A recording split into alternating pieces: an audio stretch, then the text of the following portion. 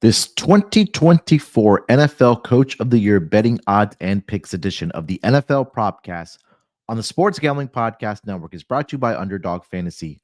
You can win up to 325 times your entry with their new Pick 8. Sign up with promo code NBA SGPN to claim your special pick and first-time deposit offer up to $250 in bonus cash. That's UnderdogFantasy.com.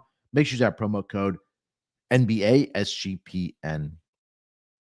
And we're also brought to you by Rhythm. Get the best data-driven props and picks from Rhythm. Claim your 7-day free trial today by going to sportsgamblingpodcast.com/rhythm. That's sportsgamblingpodcast.com/RITHMM.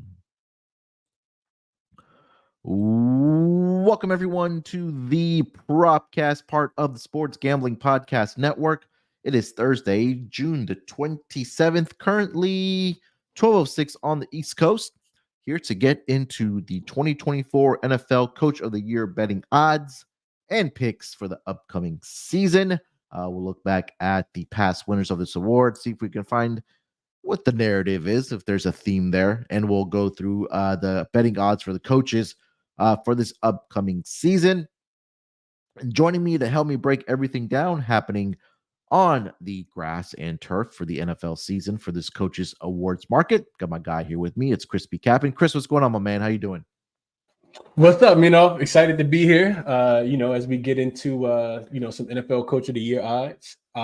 We did second show, so kind of easing into the regular season, going through, looking at all the moves, and excited because you keep giving me keep bringing forth these cheat sheets for me that that not just for me but for us all, for all of our listeners as well, that definitely kind of helps us kind of figure out what the narrative is, and kind of eliminates a couple, just kind of narrows it down for us and makes it a little bit easier for us. So I'm excited to jump into NFL odds for Coach of the Year today.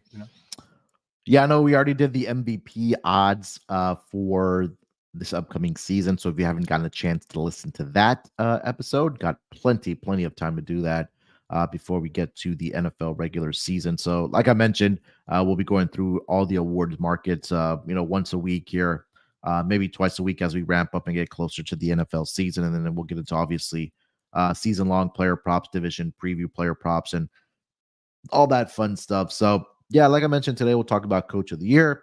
And, like Chris was mentioning there, I usually try to put together some of the data that if there's trying to find something, a common theme, a common denominator, I guess we can say, in some of these awards markets. So I've done it for the NFL. I've done it for Coach of the Year as well. And I think the last 2 years, Chris, it's an example of that. We don't know now what the hell the narrative is for Coach of the Year, because 2022 we had Brian Daboll of the New York Giants win the award, and that was a year where before Daboll got hired there, he was a new hire in New York.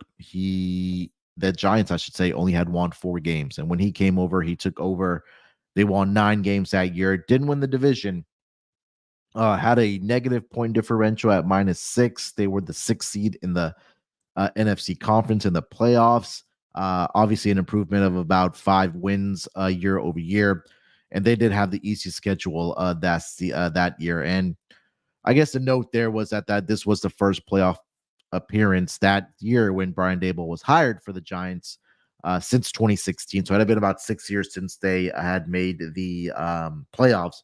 Fast forward to last year, Chris, we had Kevin Stefanski win the award last season, and he did win the award back in 2020 for the Cleveland Browns, and I think that was a well-deserved award back in the 2020 season because he had came in as a new hire that previous year before Stefanski took over as the head coach of the Cleveland Browns. They had only had 6 wins. He got them to double-digit wins that year. They didn't win the division, but he did something historic for this team where the Cleveland Browns had made the playoffs for the first time in 18 years. So when you have a coach that does something like that, I think definitely it's warranted for them to win that type of award. And that I think that was the narrative there. Last season, I had a lot of beef with this award. Kevin Stefanski did win it again last year. He was obviously a new hire. Previous year, the Cleveland Browns in the 2022 season had won 7 games. He got them to 11 games last year. Didn't win the division. Did have a positive point differential, about 34 points. They did have about a middle of the range strength of schedule there. Did make the playoffs, obviously, but I think more so it had to do with what Joe Flacco did as he took over as a quarterback for the Cleveland Browns and got him to the playoffs. And I'm gonna try to sound as biased as I can here, Chris, and I'll get your thoughts in general here as well. I thought DeMeco should have won the award last year because this Texans team in the previous 3 years had a combined, I want to say, I think it was 9 wins in 3 seasons prior combined. And what DeMeco Ryans did last year, not only where this team had a win total of about 6.5, he got them to double-digit wins. He got them the division as well and a playoff victory. I know it's a regular season award, but I don't know what more a coach has to do of what DeMeco Ryans did last year for a coach to win here. So we'll go through the odds here in a minute, but I kind of want to get your general thoughts. And those were the kinds I think over the last couple of seasons, that's where the narrative has changed about this Coach of the Year award. But I kind of want to get your thoughts about generality of what, the Coach of the Year, I think, should warrant. Yeah, you took a lot of what I was going to say. Definitely think it was DeMeco Ryan award to win last year. And if we go through the criteria, here, previous wins, we're typically looking for a team to get double-digit wins of some sort, whether it's 10, 11, 12, or more, that didn't win that many. That had single digit wins the year before. And that's exactly what we saw with you guys. Like you said, even if you combine a couple of the years together, right? Like the Texans weren't supposed to be that last year. And we talked about this earlier when we did the show last week, on MVP odds. Now we have a greater expectation for your Houston Texans. Yeah. So a lot of this comes with expectation. We see this across the same thing for, NBA as well, right? It's always that team that either barely missed the playoffs or didn't make the playoffs. And then the next year, they're maybe have home court advantage and they finish a top 4 seed, or they win 20 more games than they won the year before. So I think very, very similar in that instance, it definitely should have went to DeMeco Ryans last year because you talk about outperforming. And also when we talked about teams last year, specifically when we talked about quarterbacks on the Propcast, and we talked about wanting to fade some of these rookies. We did not see a performance like that coming from a rookie quarterback like you guys had in Houston. Yeah. We faded a lot of quarterbacks successfully last year, and I think that they definitely could have easily given the award to DeMeco Ryans with the job that he did. Not only did you guys get double-digit wins, but your Houston Texans also won the division. Jacksonville was expected to do a lot better than they did last year. I think we talked about that earlier in before the season started, and they underseeded expectations, and the point differential plus 24, all of those different things. I think I thought it was DeMeco Ryans award to lose as well. Yeah, and I think if you didn't want to make the case for DeMeco Ryans, okay, then I think what Dan Campbell has done with the Detroit Lions as well. That he hasn't been awarded for how terrible of a franchise they were for the past decade or so, and for them to go out there and win the NFC North pretty comfortably with a record of 12-5. I think you could throw Kyle Shanahan's name in that conversation as well. They dealt with a lot of injuries last year, guys being in and out, and that's really been a theme for the San Francisco Giants. So it's interesting to see what's kind of going to transpire for this Coach of the Year award. And obviously there were several teams last year that had single-digit wins, and probably going to be looking at some guys or teams that were last in their division, and that can probably make the jump to maybe making the playoffs or winning their division. I think that only helps one of these coaches on their resume for the Coach of the Year for this upcoming season. So we'll get all of that here in a second. But let me remind everyone about the NFL season obviously coming up. And that's why you guys need to check out the Sports Gambling Podcast. They've started their top 10 fantasy football preview series. The quarterbacks and tight ends episode is already live. So make sure you guys check out Sean and Kramer as they've done their rankings. And it's never too early, of course, to talk about the National Football League. All right, Chris. So we'll do something similar to what we did last episode for the MVP. Obviously, this list will be a lot shorter because there's only 30 head coaches compared to how many MVP odds there were last year. So Kevin Stefanski, who won the award last year, has the longest odds at 70-1. So I think that it'll be difficult for him to win this award back-to-back seasons unless they go undefeated or something like that. Crazy something like that happens. Then you go to Dennis Allen of the Saints, 60-1. Todd Bowles, 55-1 for the Bucks, 50-1 for Andy Reid of the Chiefs. Brian Daboll's 50-1. Mike McCarthy, 50-1. John Harbaugh, Ravens, 45-1. Nick Sirianni, 40-1. So all of these teams here and all these coaches here were either coaches that got their team to the playoffs or won their division, right? Tampa won the division with Todd Bowles. Andy Reid, obviously, with the Chiefs. You could throw in Jim Harbaugh's name as their last year as well, where they won 13 games and they were the number 1 seed. So those guys I immediately crossed off my list. Nick Sirianni there as well, 40-1. I crossed him off. So then, I mean, any of those guys intrigue you there before we keep climbing the list here, Chris? Not at all. They don't fit the criteria, you know. So yeah, I'll bypass those guys as well. We're right there. We're aligned already. Yeah. So then we get over to the range of about 30-1 to 35-1. There's 3 names here, which is Sean Payton of the Broncos, Kyle Shanahan, 35-1, and then Doug Peterson, 35-1. Sean Payton, I crossed off immediately as well because I'm not a believer in their quarterback situation there. Obviously, Bo Nix, they drafted, they traded for Zach Wilson, and I forgot who the third quarterback they have in that room, but not.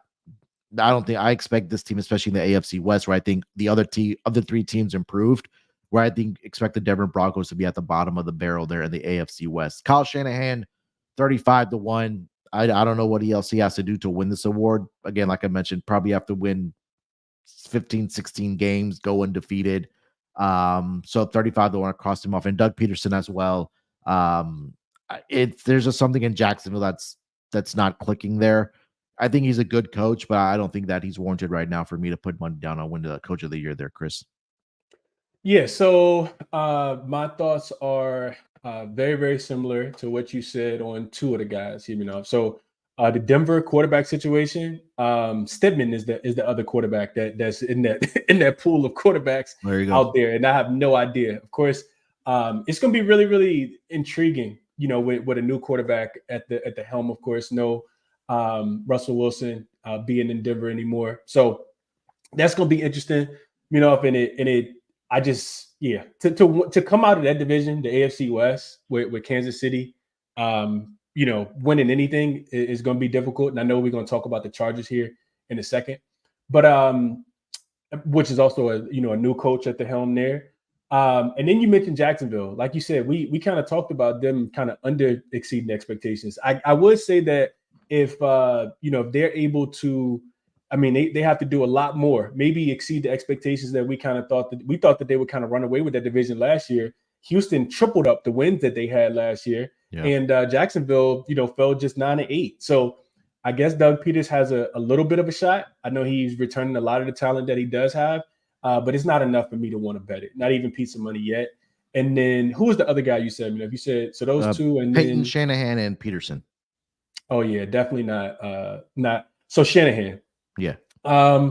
Like you said, what more can the San Francisco 49ers do outside of winning the Super Bowl? I mean, they do everything great. And he like you said, I'm not sure what has to be done there either. So I'll give a slight nod, I guess, of the 3 to Doug Peterson, just because I feel like they went under expectations so much last year that there is room for improvement there, but it will have to be a lot of room for improvement. I mean, we're talking about maybe 13, 14 wins, and they would need to go, pretty unblemished in my opinion, for him to be in consideration here. Also, just a +6 in point differential last season. And we, like you talked about, the point differential means a lot most of the time in these situations. So yeah, I'm very concurrent with you on these 3 guys. Yeah. So yeah, these guys didn't really intrigue me there at that number of 30-1, 35-1 for both Shanahan and Peterson, just because again, We talked about the situation for Sean Payton and the Denver Broncos. Shanahan, I think, has already exceeded expectations. I don't know what more he can want. And yeah, Doug Peterson, look, they have the talent in Jacksonville, but it's taken a little bit for them to put it all together. So we'll see. We'll see if they're able to do that. And I think the jury's still out on Trevor Lawrence, even if after he got paid this offseason to be the quarterback of the future for the Jacksonville Jaguars. All right, Chris, before we continue the conversation here, let me tell everyone about our friends over at Underdog Fantasy. Pick 8 is now live. Create entries with up to 8 picks, and Underdog will automatically double fix entries. You can miss up to 2 picks and still win your entry. With more picks to make and extra ways to win, the excitement is higher than ever. The best part, you can win up to 325 times your original amount, and you can now use specials and boosts on all flex entries. Don't miss your chance to try it out before it's gone. Plus, if you're already a user, deposit bonus. Plus, if you're already a user, deposit between now and UFC 303 for a 10% bonus cash offer. So sign up with promo code NBA SGPN for new account holders to claim your special pick and a first time deposit offer up to 250 in bonus cash at underdogfantasy.com. Make sure you use that promo code NBA SGPN. And Circa Sports is back with Circa Survivor and Circa Millions, giving away 16 million in guaranteed prizes. Of course, Circa contest has no rake. Circa Millions pick 5 NFL teams each week against the spread and compete for 6 million or survive the NFL gauntlet to claim the $10 million prize. Sign up in person at Circa Sports between now and September 7th and use a proxy to play from anywhere. We even have a deal with footballcontestproxy.com to save you $50 with promo code SGP. And if you don't have a trip booked to Las Vegas yet before football, well, Ultimate Contest Weekend is a great time to go out. Hang out with Ryan and Sean and enjoy some of the open bar events at the greatest sportsbook in the world. That's going to be from August 22nd through August 24th. All right, let's continue the conversation here for this Coach of the Year award. We'll go over to the next block of guys here. That's going to be 3 guys at 25-1. You have Mike McDaniel, the Miami Dolphins, 25-1. Kevin O'Connell, 25-1 for the Minnesota Vikings. And then Gerard Mayo, new hire for the New England Patriots at 25-1 as well. So 2 of these 3 teams here, coaches, I should say, and teams, Chris, are going to have new quarterbacks. And that's going to be J.J. McCarthy with the Minnesota Vikings with Kevin O'Connell. And then you have Drake May and the dynasty is officially over with the New England Patriots, as they are projected to be one of the worst teams in the entire NFL. And I think if Gerard Mayo was not in the AFC East, because you have, again, the Dolphins with Tua and that offense, you have Josh Allen and the Bills. I mean, they're going to be competitive to say the least. And obviously with Aaron Rodgers returning for the New York Jets, that we're expecting something similar to, or at least I am, that the Patriots are going to be at the bottom of that division, similar to what I think with Sean Payton and the Denver Broncos in the AFC West. I think you could make a case maybe here for Mike McDaniel, especially with the talent that they do have, but a lot of it does rest on the shoulders of Tua staying healthy. So if this is a team that ends up as a number 1 seed in the AFC conference and you win 13, 14 games, does the Miami Dolphins, I think there's an opportunity there for Mike McDaniel to win this award. So last season, they were 11-6 for the Dolphins. They finished second in that division, had the same record as the Buffalo Bills, but the head-to-head was the difference there. And they had an opportunity last year to win this division. They lost the final 2 games of the regular season. Buffalo finished the season going winning their last 5 games. So I think Mike McDaniel is a one name that did intrigue me here. If you wanted to put something down here for Coach of the Year for him here, Chris. But what are your thoughts on this block of guys with Mike McDaniel, Kevin O'Connell, and Gerard Mayo? Yeah, no real thoughts at all. Like you said, New England is done. So no real thoughts on those last 2 guys. But you literally in my notes here, because Mike McDaniels is the guy for me as well. I saw him at plus 2,000. And you mentioned it. First thing I'll say is the Dolphins can absolutely win this division. They had a meltdown at the end of the season last year, like you said, finishing on a 2-game losing streak. Ended up being tied with the Buffalo Bills, and of course, the thing for me that stands out for them, is the points scored. This team was the third best offense as far as points scored last season, nearly putting up 500 points. I think Dallas was one of the only other teams that outscored them, and the point differential was there. We talk about how big that is. In these games, they were plus 105 in point differential as well. And you just bring back a lot of that talent. I love hopefully the Slim Tua, as we're gonna nickname him on the show. Hopefully the Slim Tua, is good to go this year, because you bring Raheem Mostert back, and you still got HN coming out that backfield. Tyreek Hill is still there, and Waddle. And now you add Odell Beckham Jr. and the corpse of his career. So you definitely I feel like I wouldn't say buying low, because they did win 11 games last year. But this team, to me, feels like they should be motivated, just based on how they, kind of let go of the rope last year. Remember, Tua was in some conversations to win MVP early in the season. So you don't want them to,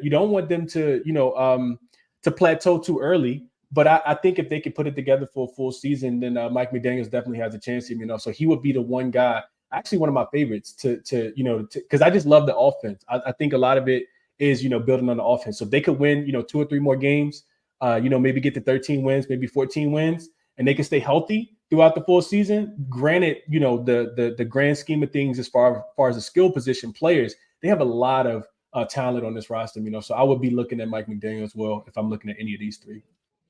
Yeah, I think that's a great call there. I'm glad we agree on that one. And I think it's something also that you mentioned there, that you don't want them to plateau too early, because it feels like when they get to the month of December, that either you're dealing with a Tua injury or that you're not able to close out the season strong. And I think that's kind of been their demise over the past several seasons. But if they're able to stay healthy, I think that's the case for obviously all the teams in the NFL, that I think there's a good chance that they can at least have a great regular season and win the division in the AFC East. So we'll get over to 2 guys here, and then we'll get to odds that are 20-1. But these 2 guys are at 22-1. I didn't have any interest here. Sean McVay, 22-1. I think there's got to be a shift there with the LA Rams. Obviously, Aaron Donald retiring. Can Matthew Stafford stay healthy? It's another question. I know they have, I believe, if I'm not mistaken, Stetson Bennett is still there for the Rams as the backup quarterback. I need to double check that. And then you have Mike McDonald of the Seattle Seahawks at 22-1 as well. So 2 coaches that are in the NFC West. I had no interest in either one of these guys here. Chris, did you have any interest for these 2 guys?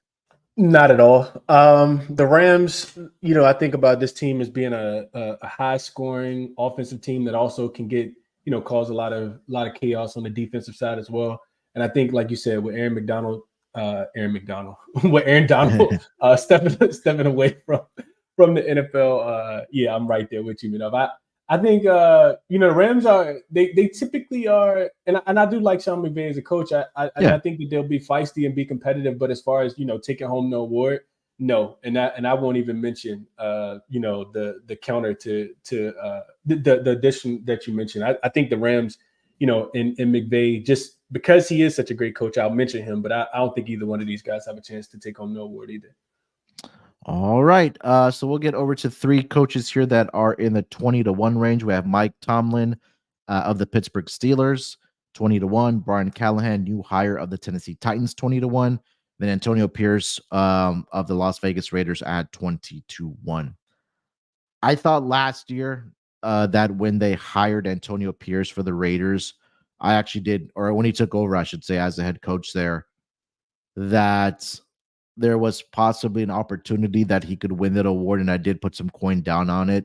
And getting this team to finish 8-9 in that AFC West division, that's obviously, you have the defending Super Bowl champions, Patrick Mahomes, in that division. But you take a look at what this team did last year in the regular season when Antonio Pierce took over as the head coach. Week 15 against the Chargers, they won that game 63-21. I'm just going to count up how many games they won in the final couple weeks there. So, and they won 3 out of the last 4 games of the regular season. And I think that's what's really made the difference there for the Raiders to win 8 games. But last year, if you remember, when Pierce was the head coach there for the Raiders, the guys were saying in that locker room that they want to play for this head coach and they want him to be the head coach there. Now, obviously, the downfall for Antonio Pierce is that he's in that AFC West division with Patrick Mahomes. Obviously, we already just talked about the Denver Broncos, expecting them to be at the bottom of the barrel, but they did make some roster moves there, which I feel like this is probably a coach that I do want to put something down on at 20-1. Um, so I do like them there. I also do like Antonio Pierce as one of the guys I do have on my list. Brian Callahan, I think they're a year away because they're in that transition period now because they're post Mike Vrabel era, they're post Derrick Henry era, post Ryan Tannehill here era. So I feel like this might be a transition year for the Tennessee Titans. And I'm not sure if they're sold on the quarterback situation there, right? Whether it's going to be Will Levis. I think Will Levis is going to be the starter, obviously, but you still have Malik Willis there as a backup there. So those two guys may be competing for the future to be the future quarterback of this franchise.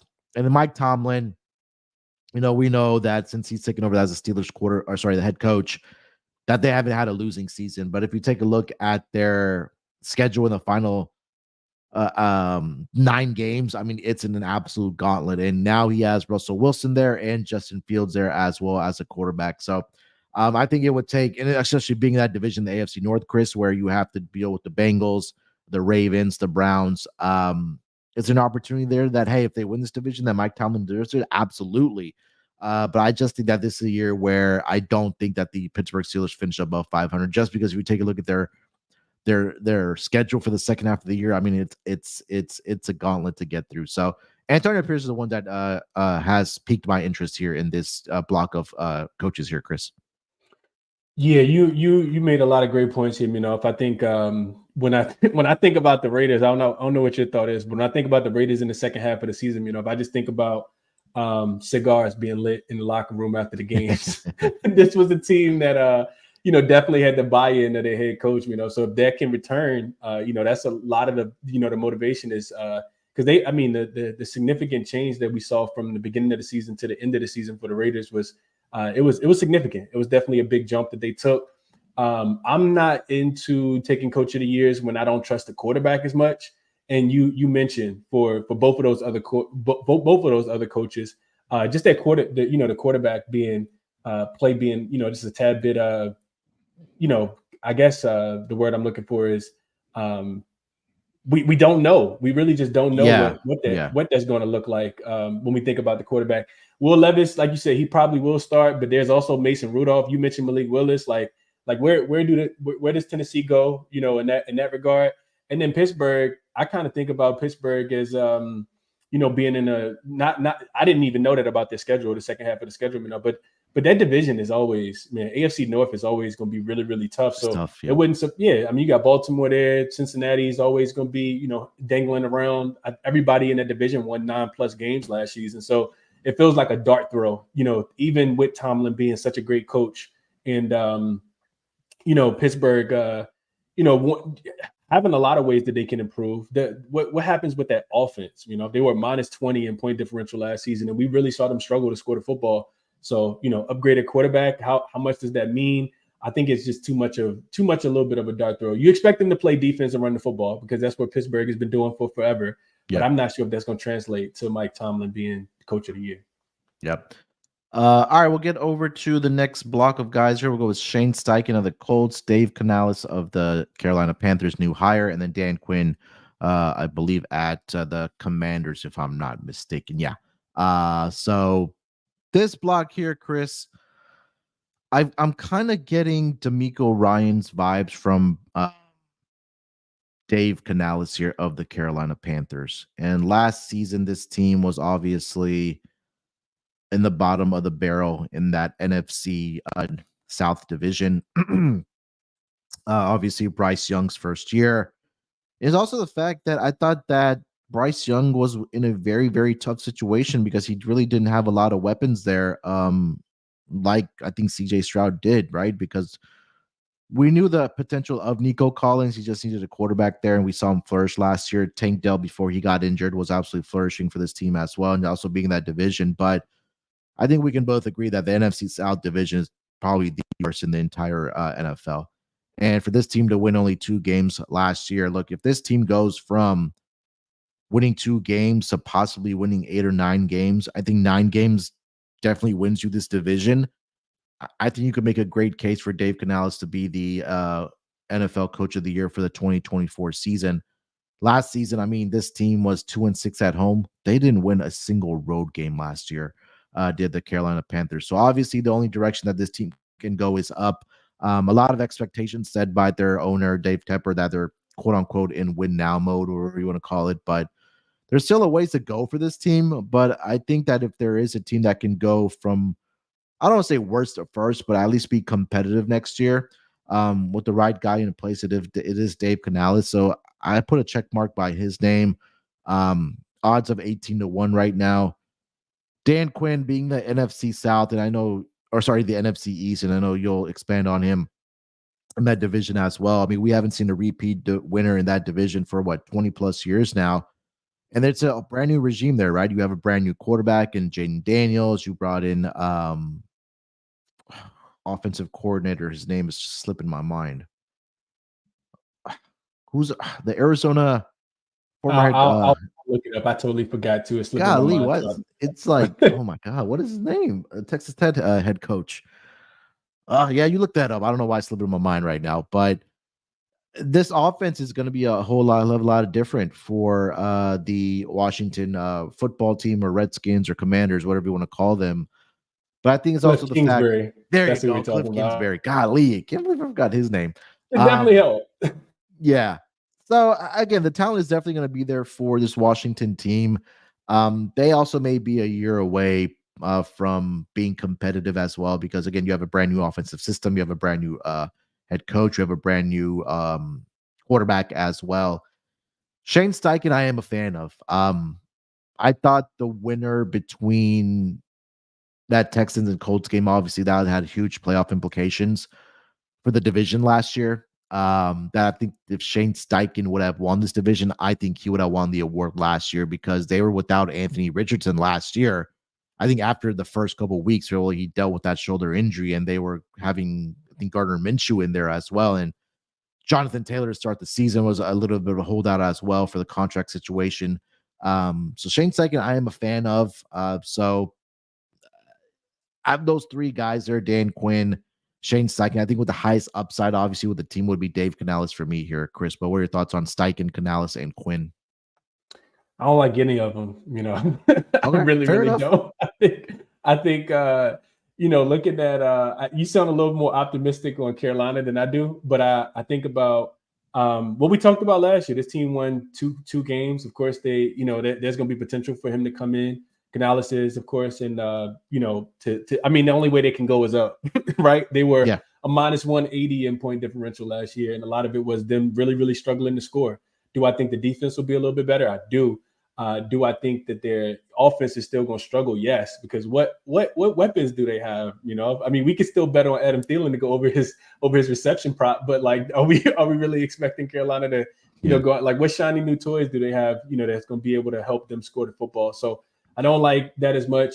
With my Washington Commanders, you mentioned it. Kingsbury coming over, I think it's going to be really, really good for the Commanders offense, but it's going to take, in my opinion, you mentioned this as well, it's going to take some time to gel. This Commanders team only won 4 games last year. A lot of it was them, really, really struggling to score. They only scored 329 points, which was by far the fewest points. Well, I guess I'll say second fewest points in the division, because the Giants offense was absolutely putrid as well. But I mean, they really struggled to score the football. They turned the ball over a lot. Teams were able to score off the turnovers as well, getting really good field position. And I just think it's going to take a while for to gel as well. Whenever you get a new quarterback in, whenever you have a new shiny toy like an Austin Eckler coming over from the Chargers, I think that's going to take a while. Also, some of the offensive weapons are still there, but they'll still need they'll still need time, in my opinion, to build that chemistry. In the division, I think, like you said, it's always kind of shifting and changing. It's very unpredictable. But I do think Dallas and Philly will be at the head of that division again, this year. So I'm not big on, the Commanders. I'm also not big on this Carolina Panthers team either. Who was the other one that you threw in there? Shane Steichen of the Colts. Oh, the Colts, yeah. And I would say him more so than anybody else, just because, I mean, this is a guy who lost his quarterback earlier. We know Richardson got hurt early in the season, so in a very, very pretty difficult division, because I mean they're in there with you guys, they're in there with Jacksonville, your Houston Texans and the Jacksonville Jaguars. So they did win 9 games last season. So I think it'll take a lot. They would have to probably win the division, in my opinion, in order for him to take home the award. So I'm not in love with any of these here, Yeah, I mean, again, it's this block. It's like it's coaches that taken over teams last season that were absolutely atrocious, and they're going through a transition period. Um, Outside of Steichen, even Steichen, right? Because you get Anthony Richardson back this upcoming season, and the Panthers with Bryce Young, and like you mentioned, not having a lot of offensive weapons, and Dan Quinn just taking over a team that's going to be moving in a brand new direction here. So, yeah, I couldn't blame you if you didn't like any of these guys in this block here.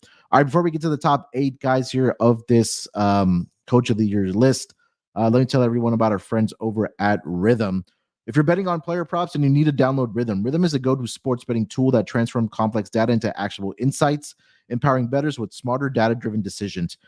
Unlike other platforms, Rhythm combines advanced predictive analytics with an intuitive user experience, making them both easy and enjoyable. Rhythm's predictive models were born with the brains of MIT data scientists and quants with over 3 years of data that help you drive better AI-backed betting decisions. Claim your 7-day free trial by going to sportsgamblingpodcast.com/rhythm. That's sportsgamblingpodcast.com/RITHMM. All right, Chris, let's get to the top of the list here. We'll go start here with Dan Campbell of the Detroit Lions. He's at 15-1. Jonathan Gannon, 15-1 as well. Raheem Morris of the Atlanta Falcons at 13-1. And then Matt LaFleur of the Packers, 12-1. Of this group, we talked about the same thing with Kyle Shanahan. I don't know what else Dan Campbell has to do to win this award because his team won 12 games last year. They won the NFC North. I don't know after how many years. I thought last year was also the opportunity for Dan Campbell to win that award, but I crossed him off my list. Jonathan Gannon of the Arizona Cardinals. This team, I think, is very intriguing. Obviously, you get Kyler Murray back. You added your draft picks last year in this past draft as well. This team is going to be healthy, but there's still that NFC West where maybe some of the teams in the NFC West do take a step back. Like we talked about the Rams with Aaron Donald retiring. You're not sure what you're going to get out of the Seattle Seahawks as well. The Niners, I know they're dealing with some contract situations out there as well with Brandon Ayuk if they want to pay him or not. So there could be an opportunity for Jonathan Gannon. I just wasn't a fan of the odds here at 15-1. Now, the biggest hype for this upcoming season is around the Atlanta Falcons, right? Because again, they brought in Kirk Cousins, Bijan Robinson from last year. This team has all the weapons. They have the easiest schedule in the entire NFL. They're in that NFC South division. But last year, you take a look at this team. I want to see how many wins they had last year. Did the Atlanta Falcons? They had 7. So it wouldn't be a big jump for them to, let's just say they went from 7 wins to 10 wins. I mean, having 3 more wins and winning that division, I don't think it's very overly impressive for me. So at 13-1, I wasn't interested.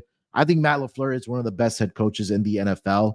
Now that they are behind Aaron Rodgers and the post Aaron Rodgers era, I think that Jordan Love is going to have a pretty good season. So if they're able to go out and win the NFC North, I think Matt LaFleur's name will definitely be in that conversation as well. But of this block of guys, I think Matt LaFleur was the only one that made sense to me at 12-1 here, Chris. Yeah, these are coaches that I do like, but I don't like the odds. Like you said, It feels like, man, we could get, if these guys were in the 20-1 market, then yeah, absolutely. Like you mentioned, what more can Dan Campbell do? I mean, if they won the Super Bowl, would he still win? Would he be considered then? I mean, and we think about kind of going in that D'Amico Ryans category of you super exceeded expectations and didn't win the award last season. How much more can you do?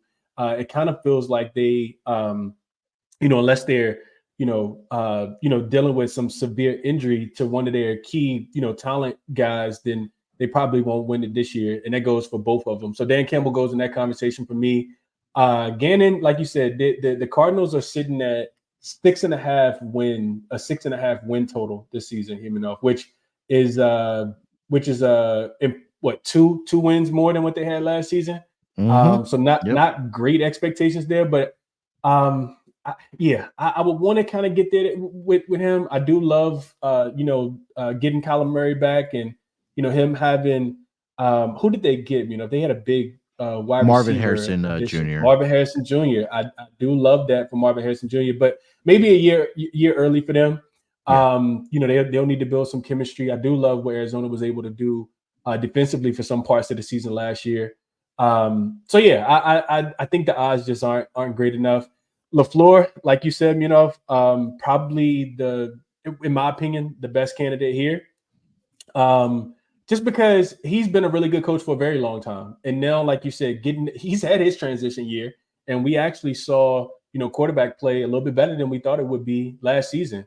I don't think any of our expectations were that high for Green Bay's offense. I know they weren't for me.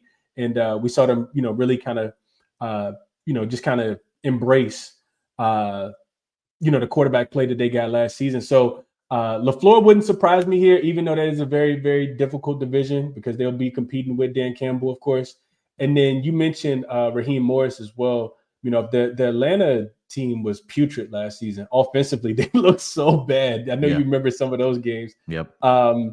But they are projected to have 9.5 wins, juice to the over.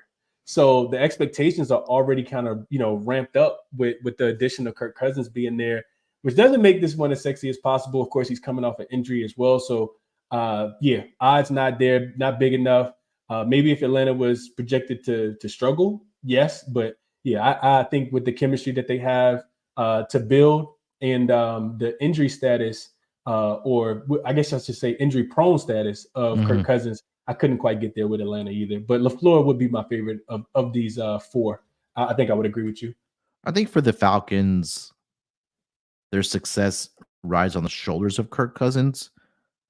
So I know the odds are shorter I know we'll talk about comeback player of the year in a few weeks here, maybe even next week we'll get to that category. But Kirk Cousins at 5-1. I think obviously the odds are a lot worse than Raheem Morris at 13-1. But I think that if Kirk Cousins goes out and throws for 4,000 yards, 25 plus touchdowns, and they're able to limit the turnovers, I think that Hill's name will be in the conversation for comeback player of the year. I know it's only at 5-1, but I think I would rather do that and take Raheem Morris at 13-1 to win coach of the year. And I could be completely wrong, right? Maybe they look past Kirk Cousins and say, hey, Raheem Morris came in here, turned the program around, and got this team to win the division and had double-digit wins. If they do get to double-digit wins, because like you mentioned, their win total right now is at 9.5. So there is expectation there for this Atlanta Falcons team, especially being in that division, where we both think that this NFC South is one of the worst divisions. All right, so we'll get to the top four guys here that are on the list of favorites for coach of the year. We have my guy DeMeco Ryans 11-1. You have Robert Saleh at 11-1, and Jim Harbaugh of the Chargers at 9-1, and then Matt Eberflus of the Bears at 9-1. So I immediately crossed off DeMeco Ryans because I knew we talked about the top of the episode. I mean, for what he did last year for this Texans team, how do you top that? I think the only path for him would be that if the Texans end up as a number 1 seed in the AFC conference for the playoffs. I think that would be the only path for DeMeco Ryans. Robert Saleh 11-1. I don't think he's a good head coach. I think if this Jets team underperforms this upcoming season, I think that there's going to be an entire shift in that coaching staff. New head coach, new offensive coordinator, new defensive coordinator. I know Robert Saleh does have that defensive background when he got hired by the Jets, when he came over from the San Francisco 49ers, when he was a defensive head coordinator there.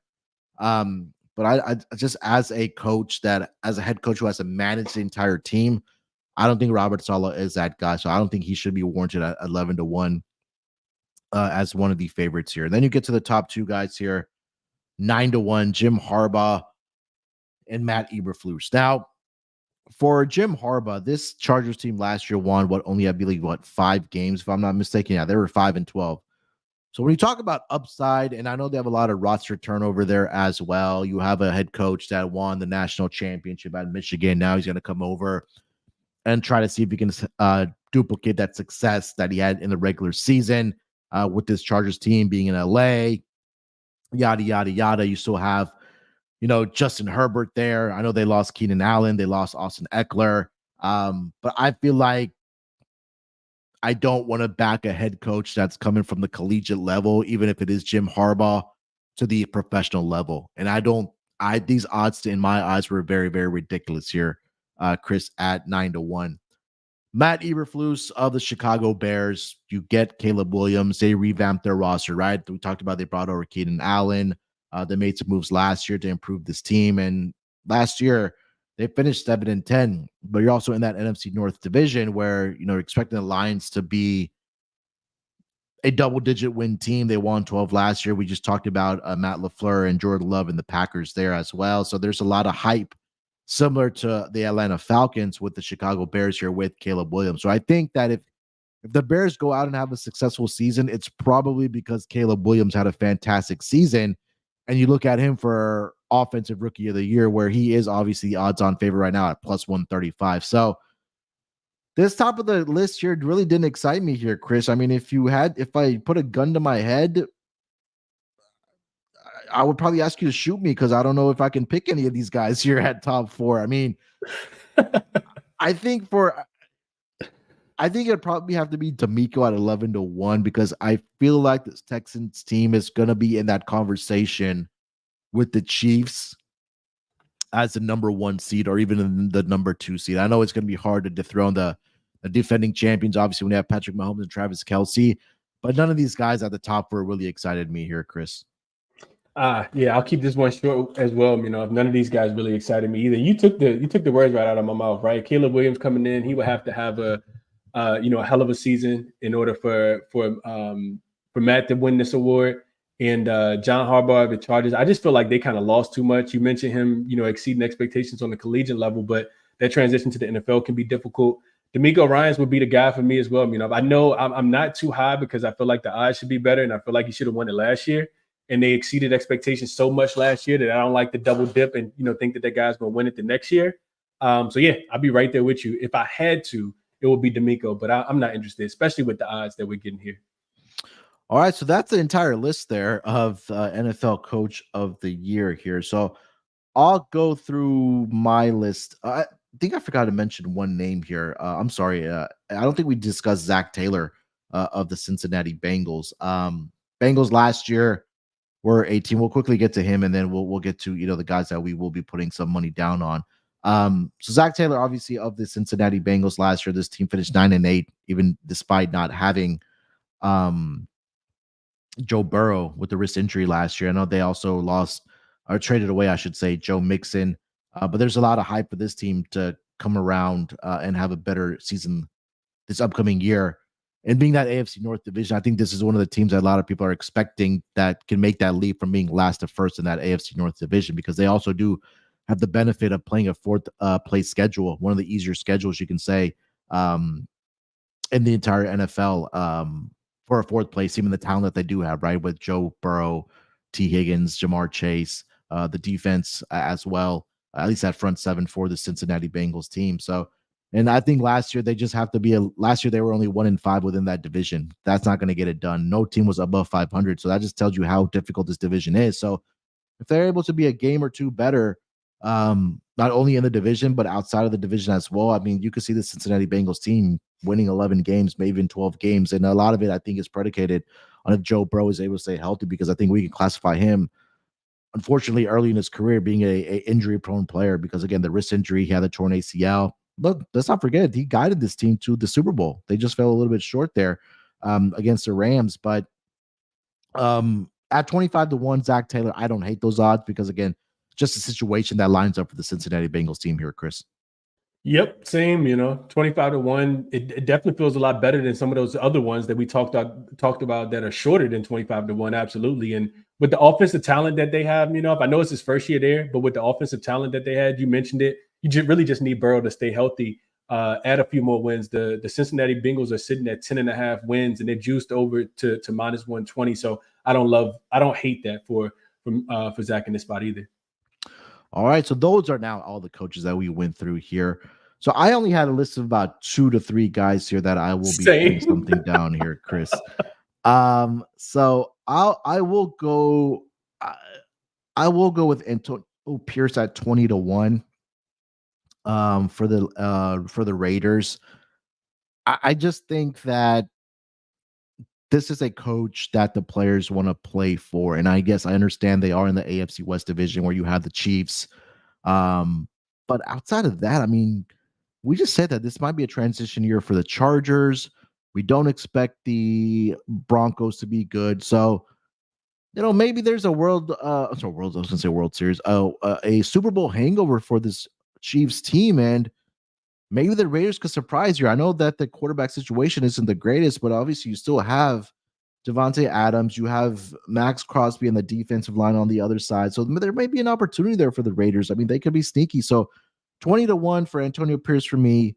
Mike McDaniel at 25-1 for the Dolphins is another name that I do like. And if you ask me to pick a name at the top there, I think just because of the upside, that there's no other way for this team to go but up, and especially being in that division of the NFC South is Dave Canales, but I don't love it at 18-1. I mean, definitely shop around. Maybe there's a 20-1 out there, but I'm just looking at the DraftKings list. But I think those were the three names that I would excite me to have money down on for this upcoming season for the NFL Coach of the Year, Chris. Yeah, we got a couple of the same ones here, I think Antonio Pierce for everything that you mentioned. Only thing I'll add is that outside of the the way that they were able to perform in the second half of the season, is just that he's a player's coach, right? Like he was a player, right? I mean, exactly. Linebacker for the Giants. Like, so I love that for them continuing to kind of buy in and just kind of work hard for him specifically, work hard for themselves, of course, as well, but work hard specifically. It just seemed like they're a very tight-knit team. So I like that. And you mentioned Mike McDaniels as well. I just think the offense that they have here, if you just need Tua, not just need, but you need Tua to stay healthy. The demise of the the regression that we're expected to see from the Patriots, opens up the division a lot, with them not being at the helm, not having the keys in the division. And those are the two that really stuck out to me. If I don't really even have like a super long shot at all either. So D'Amico Ryans, you mentioned, Dan Campbell, just because I kind of feel like those guys are still in really good positions to be successful this year, even though they exceeded expectations last year. Those would be the only other two. Yeah, and I feel like when we talk about this year now, I feel like the narrative, this award now, the narrative has changed a little bit. So you may be able to, if you keep an eye on it, to find that value during the regular season, because those odds are going to significantly change for some of these, head coaches. So, depending on how great of a start they have or how bad of a start they have, and the narrative that, hey, let's just say it's something similar to a Cleveland Browns situation last year where Deshaun Watson, wasn't there for majority of the season. You had Joe Flacco come in there and take over and lead this Cleveland Browns team to a playoff spot.